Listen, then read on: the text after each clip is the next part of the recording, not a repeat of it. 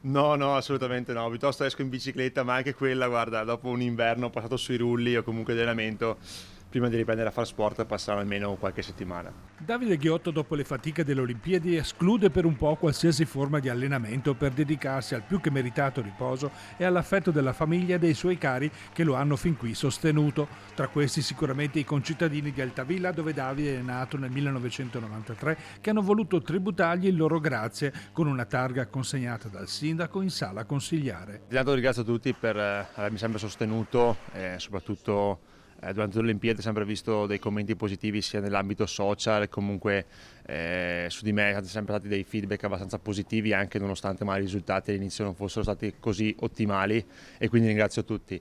E poi è sempre un immenso piacere ritornare a casa e vedere sempre comunque un'accoglienza così e quindi mi rende orgoglioso insomma, del percorso che ho fatto. Tra i cittadini e le varie autorità civili e militari presenti spiccano tanti giovanissimi a chiedere l'autografo al grande campione della porta accanto. Davide ora con i suoi successi incarna un riferimento, un esempio da seguire per la sua determinazione. Tanti mi conoscono perché faccio tante sessioni di allenamento e tante ore a settimana e a volte anche troppo, forse vengo anche criticato per questo, però il consiglio che do a tantissimi giovani è che appunto i risultati si possono ottenere soprattutto attraverso il sacrificio e quindi questo penso che sia fondamentale. Dedicarsi, la passione ci vuole tanto animo, tanto sacrificio e soprattutto nulla è mai regalato, quindi bisogna sempre conquistarselo. E le strutture sono fondamentali, purtroppo in Italia, soprattutto nel mio sport, sono molto carenti e di conseguenza